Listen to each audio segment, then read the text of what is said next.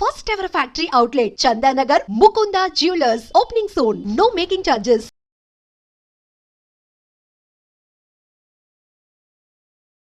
హైదరాబాద్ గచ్చిబౌలిలో దారుణం అయితే జరిగింది. యాక్చువల్లీ ఈ ఘటన ఆలస్యంగా వెలుగులోకి వచ్చింది అని చెప్పొచ్చు. వీళ్ళిద్దరు కూడా మనం చూస్తోంది భార్యాభర్తలే. యాక్చువల్లీ భార్యాభర్తలకు ఎప్పుడైతే పిల్లలు కలుగుతారు అనేటువంటిది ఎంత సంతోషకరమైన వార్త ఉంటుందో మనకు అందరికీ తెలిసింది. అట్లాంటిది ఇప్పుడు ఈ భార్యాభర్తల మధ్య ఎట్లాంటి గొడవ జరిగిందో ఏంటో తెలియదు, కానీ హాస్పిటల్లో భార్యను చూపించి ఆ తర్వాత ఇంటికి తీసుకువెళ్తున్నటువంటి క్రమంలో దారుణంగా భర్తనే ఆమెను ఎట్లా అక్కడ ఉన్నటువంటి రాళ్లతోని ఎట్లా కొట్టి చంపుతున్నాడో మనం స్పష్టంగా చూడొచ్చు ఆ విజువల్ లో. అంటే ఫస్ట్ ఏమో ఆ విజువల్ లో స్పష్టంగా మనకు కనిపిస్తోంది. అది హాస్పిటల్ దగ్గర పార్కింగ్ చేసినటువంటి బైక్ దగ్గర భర్త ఉన్నాడు. కొంచెం రోడ్డుకి ఇటువైపు ఏమో భార్య నిల్చొని ఉంది. మాట ఇద్దరు మరి ఏం మాట్లాడుకున్నారో పోట్లాడుకున్నారో తెలియదు, ఇష్యూ ఏంటో తెలియదు. బట్ ఏం జరిగిందో కానీ కోపంతో ఆమెను ఫస్ట్ వచ్చి కాల్తో తన్నడం, అక్కడే సిమెంట్ కి సంబంధించిన 2 రాళ్లు ఉన్నాయి.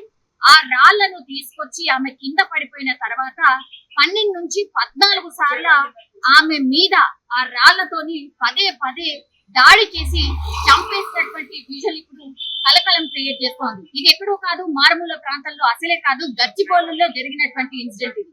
వీళ్ళిద్దరు కూడా వికారాబాద్ కి సంబంధించిన వ్యక్తులు. సో వికారాబాద్ లో ఉంటున్నటువంటి ఈ వ్యక్తి పేరు వచ్చేసి వికారాబాద్ కు సంబంధించిన బస్రత్. ఈయనకు కేవలం 32 సంవత్సరాలే. ఆయన బతుకుదెరువు కోసం ఇంటీరియర్ కి సంబంధించిన వర్క్ చేసుకుంటూ హైదరాబాద్ దగ్గరలో, అంటే గచ్చిబౌలికి దగ్గరలో ఆయన ఉంటున్న పరిస్థితి. ఇప్పుడు ఈ అమ్మాయి పేరు వచ్చేసి షబానా పర్వీన్. వీళ్ళు కోల్కతాకి సంబంధించిన వాళ్ళు, కానీ ఎక్కడో పరిచయం ఏర్పడి ఆ తర్వాత ఇద్దరు లవ్ చేసుకున్న తర్వాత వీళ్ళిద్దరు మొన్న అక్టోబర్ లో వీరికైతే వివాహమైంది. ఈమె కేవలం 2 నెలల గర్భవతి మాత్రమే. అయితే వామిటింగ్స్ అవుతున్నాయి అనేటువంటిది ఇష్యూతోని ఆమెను హాస్పిటల్ కి, ఒక గచ్చిబౌలి ఏరియాలో ఉన్నటువంటి ఒక హాస్పిటల్ కి అయితే భర్తనే స్వయంగా తీసుకొని వచ్చాడు. 2 రోజుల పాటు ఈ శబానా అనే ఆమెని ట్రీట్మెంట్ నిమిత్తం ఉంచాడు. ఆ తర్వాత హాస్పిటల్ నుంచి తిరిగి తీసుకువెళ్తున్నటువంటి టైంలో రాత్రి 10:30 ప్రాంతాల్లో, సీసీ ఫుటేజ్ లో మనం స్పష్టంగా చూస్తున్నాం, 10:30 ప్రాంతాల్లో ఈ ఇన్సిడెంట్ అయితే జరిగింది.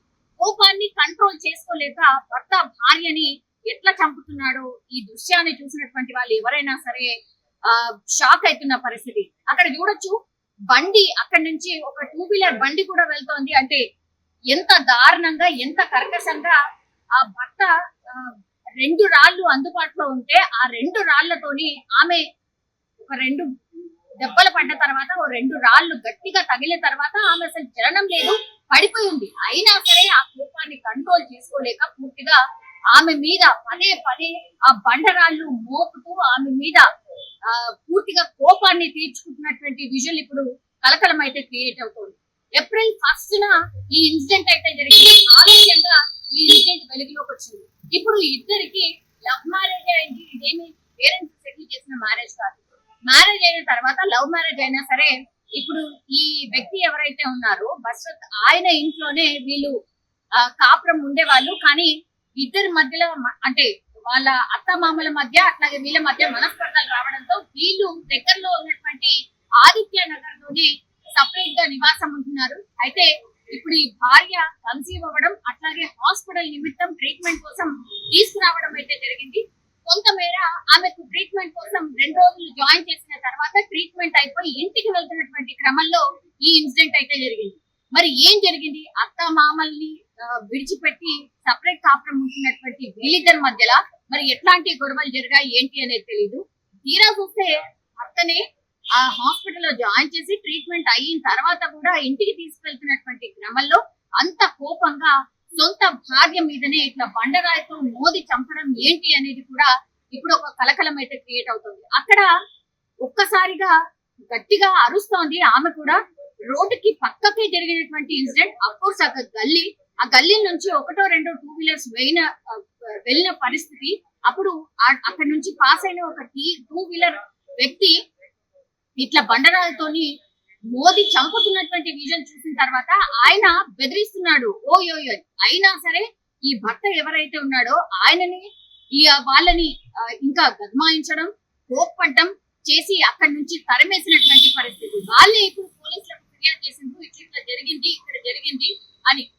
పూర్తిగా 12 సార్లు 14 సార్లు భార్య మీద బండరాయితో మోదిన తర్వాత అక్కడి నుంచి అట్లా దర్జాగా బైక్ తీసుకొని స్టార్ట్ చేసుకొని వెళ్ళిపోయాడు.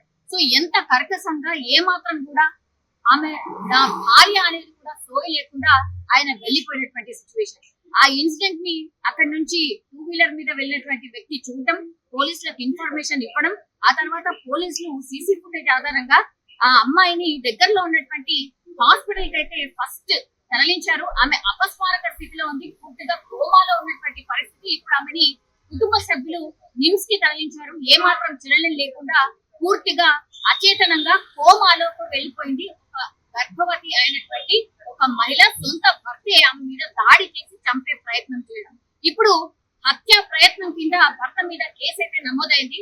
3వ తారీఖున మంచి రోజు ఇన్సిడెంట్ జరిగితే 3వ తారీఖున ఇప్పుడు ఈ అమ్మాయి పేరెంట్స్ ఎవరైతే ఉన్నారో వాళ్ళు కంప్లైంట్ చేసిన తర్వాత పోలీసులు రంగంలోకి దిగడం, సీసీ ఫుటేజ్ ద్వారా ఆయన ఎవరు ఏంటి అనేది కనుక్కొని ఇప్పుడు పోలీసులు అదుపులోకి తీసుకున్న పరిస్థితి బష్రత్. ఇప్పుడు పోలీసుల అదుపులో బష్రత్ ఉన్నాడు. కానీ ఆయన ఏం చెప్తాడు, మరి ఏం ఇష్యూ జరిగింది, వీళ్ళిద్దరి మధ్య మాట పెరగడానికి కారణం ఏంటి, ఇట్లా అన్ని కోణాల్లో అయితే పూర్తిగా ఇన్వెస్టిగేషన్ అయితే నడుస్తోంది.